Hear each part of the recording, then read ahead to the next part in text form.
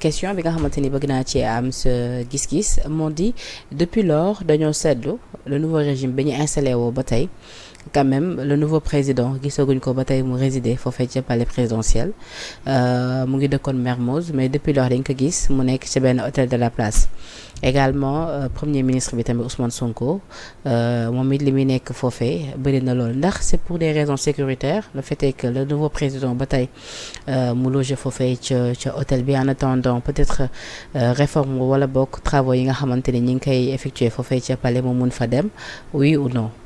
Non, c'est pas sécuritaire. La sécurité, elle est là-bas stationnaire. Hein.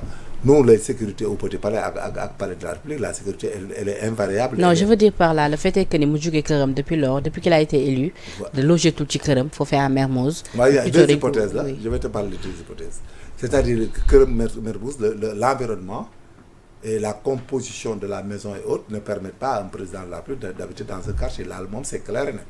Loolu mënta nekk. Un président de la République ne peut pas habiter dans un quartier. Non, déjà, il indispose le quartier. Les quartiers, ils auront une restriction de liberté. C'est pas ça. Et puis, sur le plan sécuritaire, kër jàmbur ngay contigu taxaloog kër jàmbur des murs mitoyens.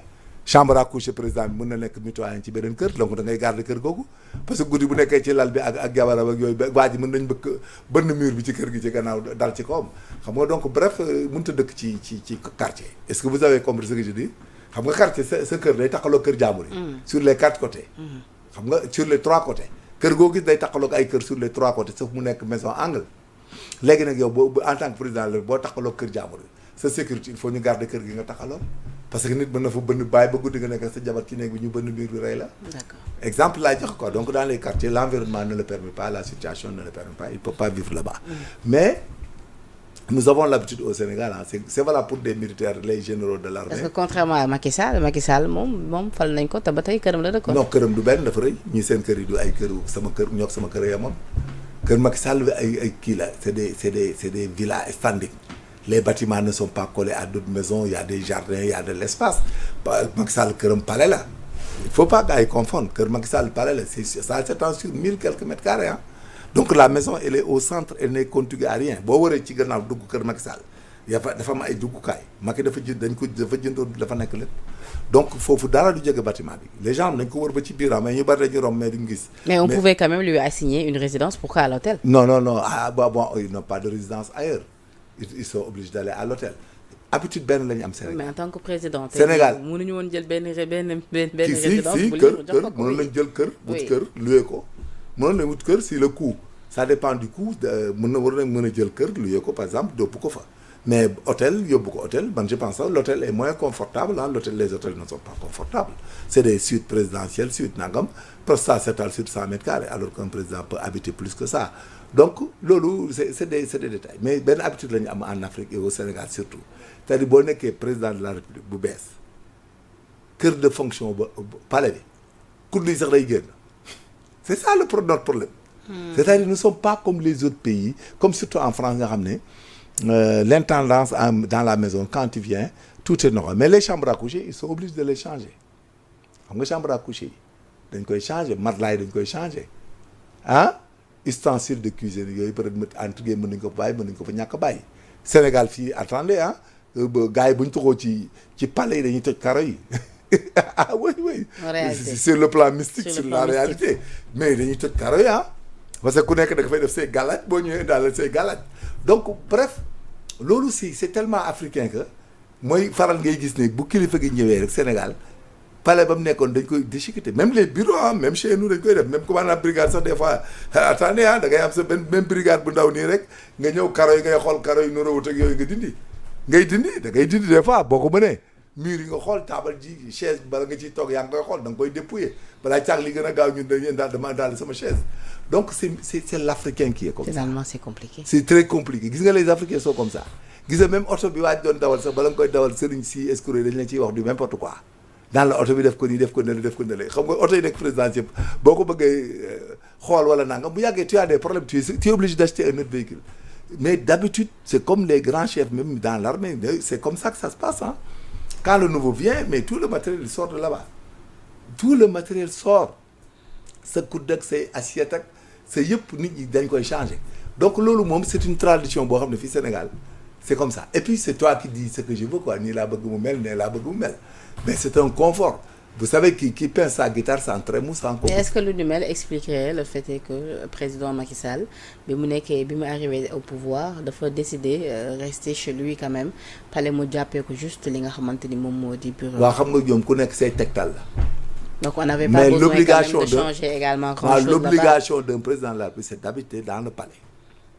Parce que déjà s'il habite dans une autre résidence le palais est sécurisé sa maison est sécurisée loolu problème la ça ne fait plus de dépenses heure gendarmerie yi gën a yokk parce qu'il faut mettre des gendarmes là-bas tu mets plus de 50 gendarmes là-bas chez lui tu mets plus de 200 gendarmes au palais de la République finalement c'est du n'importe quoi il faut qu'on prenne une taxonomie une règle que le président de la République réside au palais il a une résidence secondaire à Popenguine point barre. Donc avec Macky Sall c'était plus de dépenses alors avec Macky Sall c'était plus de dépenses. ah. Donc avec Macky Sall c'était plus de dépenses.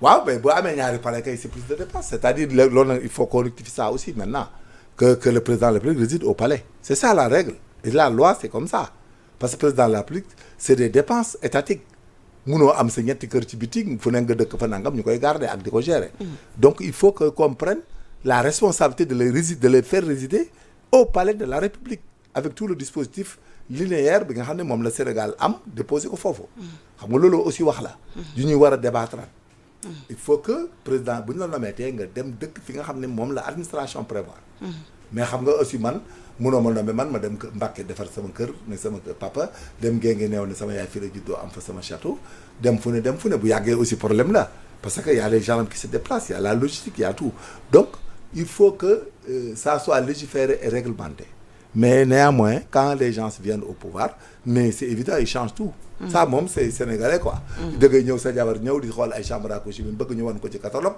bon cuisine ñu changé yëpp mais matelas yi dañ leen di changé tous ces chambres xale yeeg tout ça loolu moom c'est africain quand quelqu'un vient il change tout loolu sax c'est-à-dire fi nga taxaw noonu sax daf ñuy permettre ñu ba tey ci palais bi ak fi nga taxaw par rapport ak travaux yeeg des fois soxna yi président yi bu ñëwee ñu ci apporté on nous apprend que ni oui on nous apprend que ni la deuxième dame aurait entrepris li nga xamante ni moom moo di ay travaux foofee ci palais et que petit palais bi moom la ñu nekk actuellement di réfectionner su ko defee mu nekk moom fi nga xamante ni petit palais mooy primature moo nekk en face au commandement gendarmerie c'est suñu gendarmerie sa maison ak ñoom ñoo jàkkaarloo oui mais autant lu ni mel c'était pour les hôtes non ñun ñoo ko defoon à l'époque pour les hôtes mais après on l'a déclassé pour hôte bi dafa am beneen palais bu nekk ay jo bi nekk Dantec moom la ñu abal Abdou Diouf voilà Abdou Diouf nekk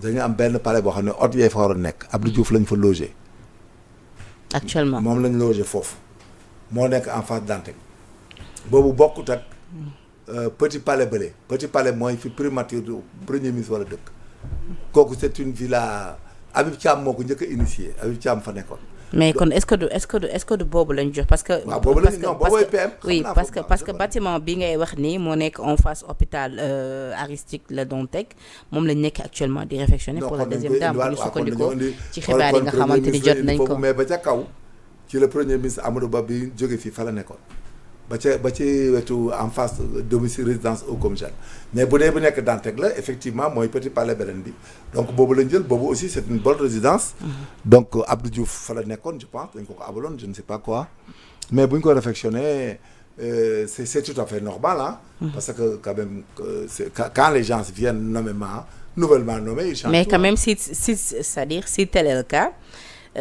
nos anciens présidents que ça soit Senghor que ça soit Abdou Diouf que ça soit Abdoulaye Wade et Macky Sall ñoom ñëpp lu ni mel dañ ko tegoon c'est-à-dire musuñu ko laal pour les besoins quand même de leur famille ou proches c'était juste réservé aux hôtes non hôtes yi c'était relatif on a mis là-bas même ATT dëkkoon na fa mais là-bas c'est rien du tout mais c'est notre patrimoine c'est un patrimoine qu'on ne doit pas prêter c'est un logement de fonction et pour les hôtes qui viennent et puis les hôtes qui viennent xam nga la maison des hôtes des fois les hôtes qui viennent au Sénégal il y a le méridien président il faut tout le temps les mettre là-bas parce que méridien président dafa am ay niveau yoo xam ne 4e étage je pense où on a mis xam nga méridien président ñun ñoo ko tabax pour l'OCI yi taxoon tabax ko OCI suñu OCI 94 xaw ma 93 bi OCI bi ñu amoon OCI moo taxoon ñu tabax méridien président donc méridien président il y a des étages yoo xam ne c'est des suites présidentielles donc un président qui vient au Sénégal c'était comme ça mais le palais là dafa am petit palais bi nekk en face Dantec dañ fa doon loger ay ATT amoon na fi problème fa lañ ko loger woon Abdou Diouf logé nañ ko fa mais nous en avons deux mooy benn bi jàkkaarloo comme jeune ca biir ambassade France bi résidence ambassade de France bi ak boobu donc yooyu yëpp c'est des maisons de fonction et des résidences de fonction tu es là-bas premier ministre aujourd'hui demain on te dégomme tu quittes la maison un autre vient mais xam nga le problème là où le bas blesse mooy même boo changé benn premier ministre encore premier ministre bi fi nekk tey bis bu fiy jógee da ngay gis premier ministre bi ñëwaat dañuy changé waat meuble yi c'est ça notre problème. non mais loolu nag. mais loolu c'est grave même les bureaux au Sénégal c'est comme ça c'est rare de personnes nga fekk benn bureau bàyyiwaat fi bureau bi. Il y a des gens, ce bureau, il est ministre ou dara. Quand les gens changent, ils changent les bureaux et les fauteuils ñuy toog. Ça, c'est africain. Je te jure, c'est comme ça que ça se passe. D'accord, donc on peut comprendre là-dessus que ni c'est juste pour des raisons sécuritaires. Le fait de parce que question la yu nga xamante ni ba tey voilà oui. Au sens étymologique du terme.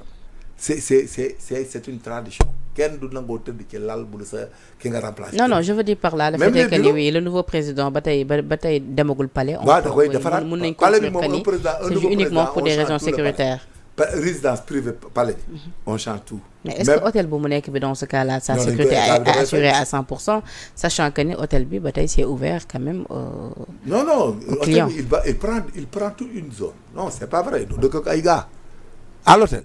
Il prend toute une zone. Non, pas dëkk ak ay gars mais l'hôtel est toujours fréquenté quand même par les clients. Non, hôtel bi muy dëkk dañuy jël sécuritairement dañuy xool ba nga xam ne comportement bi bu ñu ko jëlee dana am escalier bu mu jaar ak ascenseur boo xam ne dara du fa jaar. Il paye tout. lu bokk ak li nga xamante ni foofu la client di jaar. Il paye tout. Ce qui veut dire que les autres mun nañu fréquenter hôtel bi duñ gisee ak moom du jaar ci zone. Ah oui là tu engages des dépenses parce que sécurité bi mooy ñëw évaluer à l'hôtel s'il est au 4e étage. Tout le 4e étage est isolé. Les accès sont isolés.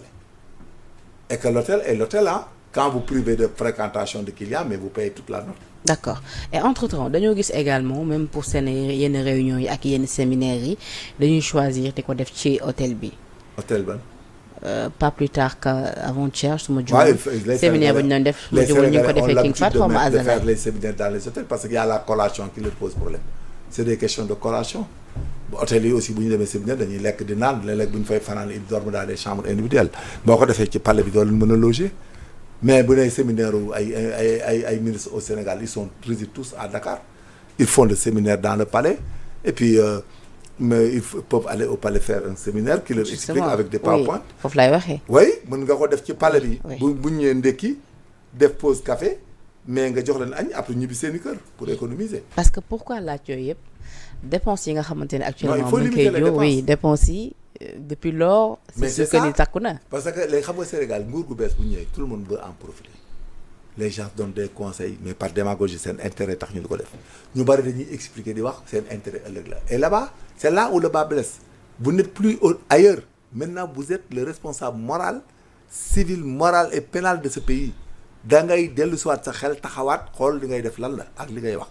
Parce que chaque dañuy business xam nga business état ñëpp ñuy ñëw dañuy def business kenn du fi ñëw pour l'intérêt supérieur de la nation dañuy ñëw pour def dans le séminaire. mais ñoom loolu la ñuy wax quand même. waaw voilà rupture. waaw rupture bi la rupture. xam nga la rupture dans un pays. Ils sont là pour servir le peuple. waaw mooy la rupture dans un pays c'est la préservation du bien public pour l'intérêt supérieur de la nation point barre et que là-bas il y a un fourre-tout.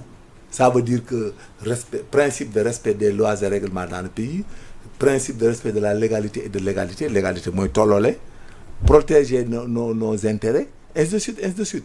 Mais quand tu viens dans un nouveau gouvernement, ku nekk day jéem quand tu arrives au pouvoir, ce n'est plus la même chose que s'opposer ak i waxi kese. Parce que là-bas tu es détenteur de la force publique, de la puissance publique et tu as un pouvoir sur l'économie publique. Maintenant là-bas nag les prédateurs vont venir les prédateurs parce que là on n'est plus dans la dualité politique il faut arrêter maintenant tu es dans le politique mais pas dans la politique tu es dans le politique la gestion de la force de la puissance et de gérer des gens et que là-bas tu es le seul responsable le jour qu'il y aura des problèmes c'est toi seul qui répondrais Macky Sall déggoo fi ñuy tudd keneen moom la ñuy tudd tout le temps. Alors qu'il a bien fait, il a bien gouverné. Il n'avait pas de bons répondants, des gens qui n'étaient pas à la hauteur ou bien qui étaient manifestement omnibulés par l'intérêt, qui faisaient autre chose. Mais la gestion, elle était...